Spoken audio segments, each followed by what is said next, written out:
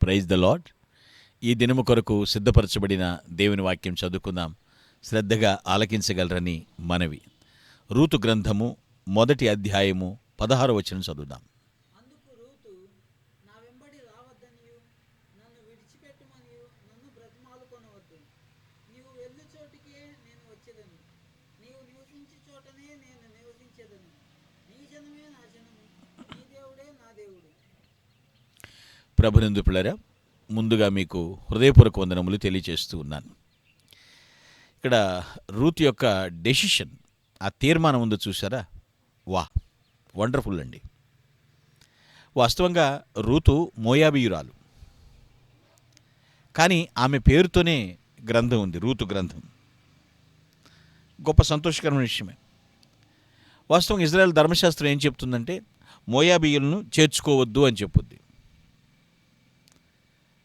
కానీ ఆమె పేరుతోనే గ్రంథం ఉంది బ్రదర్. మోయాబీయులను చేర్చుకోవద్దని చెప్పింది ధర్మశాస్త్రం, కానీ దేవుని కృప ఆమెను బెత్లెహేము దాకా నడిపించింది. అంటారు కదా, దేవుడు పైకి తీస్తాడు. ఆయన కృప ఉంది, హెచ్చుగా ఉంది. ఇప్పుడు ఆలోచించండి. బోయజు లేకుండా రూతు గ్రంథం లేదు. ఓ మాట చెప్పాలంటే అంతే. లైక్ యేసుప్రభు లేకుండా మనం లేవు, మన జీవితం లేదు.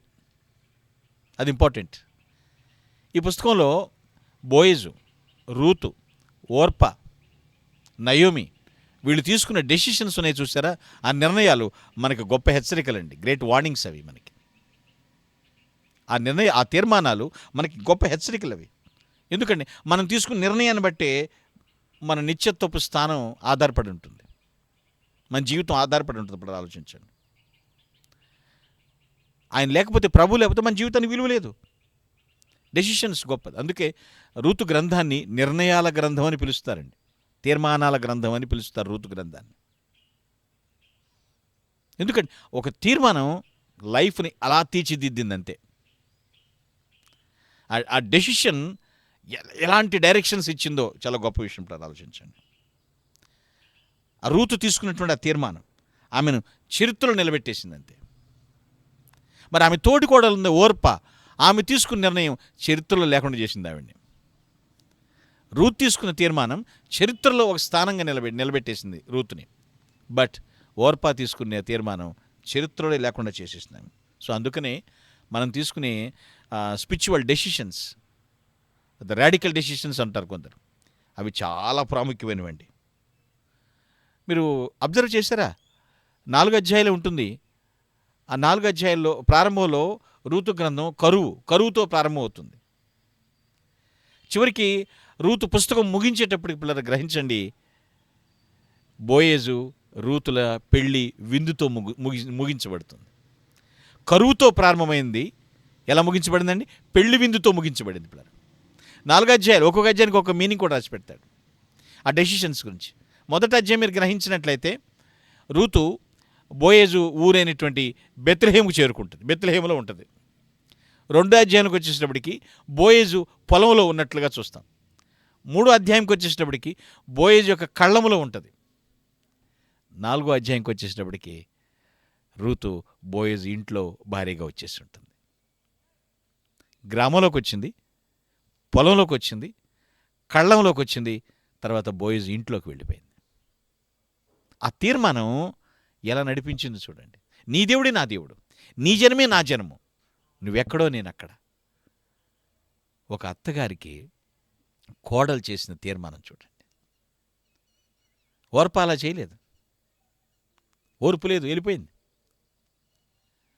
గ్రహించండి పిల్ల, తీర్మానం మనం తీర్చిదిద్దుతుంది.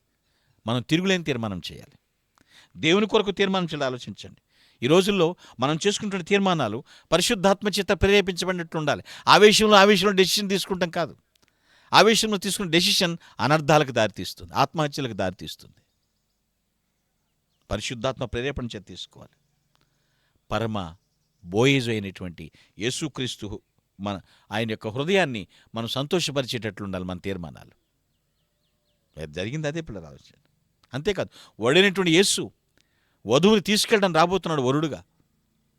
మనం సిద్ధపడి ఉండాలి. ఆయన ఇంట్లోకి వెళ్ళబోతున్నాం మనం. నీ తీర్మానం ఏమిటి?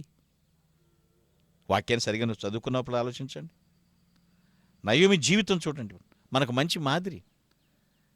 కరువు వచ్చిందని వెళ్ళిపోయింది, బెత్లెహేముని విడిచిపెట్టి వెళ్ళిపోయింది. మళ్ళీ తిరిగి దేవుడి బెత్లెహేముకి తీసుకొచ్చేశాడు. మారాను మధురంగా మార్చేశాడు. నన్ను నయోమి అని పిలవద్దంది పిల్లలు. చేదైపోయినటువంటి జీవితం నుంచి మళ్ళీ మధురమైన స్థితికి తిరిగి వచ్చేసినప్పుడు ఆలోచించండి. ఆ నయోమి జీవితం మనకు మంచి మాదిరి. ఈ సందర్భంలో తప్పిపోయిన కుమారుడు గురించి కూడా చెప్పచ్చు. వెళ్ళిపోయాడు, తప్పి తిరిగాడు, మళ్ళీ తిరిగి తండ్రి ఎదుగు వచ్చేసాడు. తీర్మానం, వెళ్ళిపోతాను, నా తండ్రి ఇంటికి వెళ్ళిపోతాను. ఎంతమంది పనులు ఉన్నారు, నన్ను ఒక పనుడుగా పెట్టుకోమంటాను అన్నాడు పిల్లల నుంచి. ఇవాళ తండ్రి జాలి కలిగిన వాడు. అబ్రహాం కూడా అంతే, ఆహారం కోసం ఐగుప్తుకు వెళ్తాడు, కానీ తిరిగి మళ్ళీ వచ్చేస్తాడు. వెళ్ళిపోయావేమో, దేవునికి దూరంగా జరిగేవేమో, దేవుని మీద అలిగేవేమో. ఇక్కడేం పెద్దగా పరిస్థితులు బాగాలేదు, ఏదో చేసేసుకుందాం, ఏదో సాధించేసుకుందాం, ఏదో వ్యాపారం పెట్టేసుకుందాం, వెళ్ళావేమో. సిగ్గుపడకు, వెనక్కిరా, వచ్చేసేయి, దేవుని పాదసన్నిధికి వచ్చేసేయి. దేవుడి నీ కోసం చేతులు చాచి ఎదురు చూస్తున్నట్టు ఆలోచించాను. మారా జీవితాన్ని మధురంగా మార్చేశాడు. అందుకే నీవు తిరిగి రానుద్దేశించిన ఎడల దేవుని యుద్ధకే, నా యుద్ధకే రావాలని అంటాడు దేవుడు. ఆలోచించలేదు. మన విశ్వాసం ఇతరులను విశ్వాసులుగా మార్చాలి. అండర్స్టాండ్? అలాంటి తీర్మానం తీసుకున్నప్పుడు ఆలోచించండి. రూతు వలె దేవుని కొరకు బయలుదేరాలి, దేవుని యొక్క దేశానికి బయలుదేరాలి, తిరిగి రావాలి దేవుని దగ్గరికి. వెళ్ళారు, మళ్ళీ దేవుని దగ్గరికి వచ్చేయాలి. కరువు ఉందని వెళ్ళాం, లేదు ఇప్పుడు కరువు లేదు. బెత్లెహేము అంటేనే రొట్టెలు ఇల్లు. అబ్రహాము తిరిగి వచ్చేసాడు, ఈజిప్ట్కి వెళ్ళినప్పటికీ కూడా. తప్పైన కుమారుడు తిరిగి వచ్చేసాడు. ఆలోచించండి. నయోమి, రూతు తిరిగి వచ్చేశారు. నష్టాలు జరుగుతుంటాయి, కష్టాలు వస్తూనే ఉంటాయి. నువ్వు తిరిగి రానుద్దేశించిన ఎడల ప్రభు యుద్ధకే తిరిగిరా. నీ తీసుకున్న తీర్మానం నేను చక్కగా తీర్చిదిద్దాలి. అలాంటి తీర్మానం తీసుకో.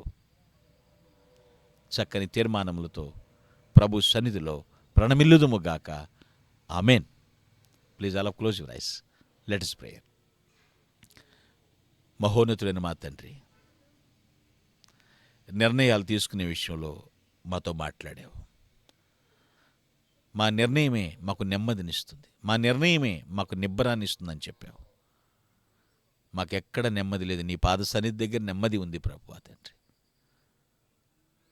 నయోమి ద్వారా, రూతు ద్వారా, ఓర్పా ద్వారా, బోయేజ్ ద్వారా మాకు పాఠాలు నేర్పించారు. మేము బయట వారం, మమ్మల్ని మీ ఇంట్లోకి తీసుకొస్తున్నారు. ఎంత గొప్ప ధన్యులం ప్రభువా. మీరే మహిమ పొందమని ప్రభుని క్రీస్తు పేరిట ప్రార్థించి స్తుతించి నిన్నే గణపరుస్తున్నాను తండ్రి. Amen. Glory to God. Thank you one and all. Thank you. May God bless you.